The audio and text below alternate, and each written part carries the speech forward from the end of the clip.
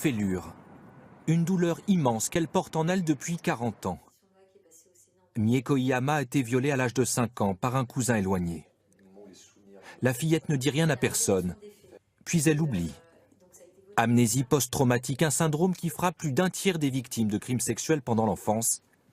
Les faits lui reviennent brutalement en mémoire 32 ans plus tard, lors d'une séance d'hypnose. Ce qui ressurgit dans ces 2 minutes, c'est que je hurle le surnom de mon agresseur.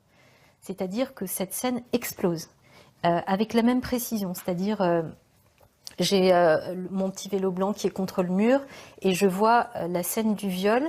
On a exactement les mêmes sensations qu'on peut imaginer qu'un enfant ressente, avec la violence décuplée de quelque chose qui a été enfoui pendant 30 ans. Elle retrouve alors chez ses parents des dessins réalisés quelques semaines seulement après les faits.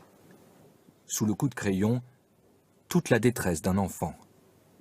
On voit cet enfant sans bouche avec ce serpent qui crie au secours, écrit comme un enfant, et avec cette obsession de cet homme avec moustache, donc mon agresseur portait une moustache. Aujourd'hui, de tels dessins auraient forcément attiré l'œil des professionnels, mais au moment où les faits se sont produits, on est à la fin des années 70 et voilà, effectivement, personne n'a réagi. Aucun magistrat n'examinera ces dessins, ils n'ont pas valeur de preuve. En 2011, la jeune femme porte plainte. Trop tard pour la justice.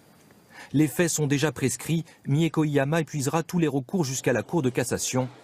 Elle n'obtiendra jamais gain de cause. Je peux tout faire sauf oublier ce crime. Ce n'est strictement pas possible parce que j'y pense tous les jours.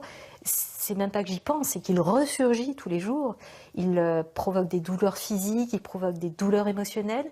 Et à l'époque, quand la justice me dit oubliez, il n'y a rien à voir, les faits sont prescrits, c'est absolument insupportable pour moi.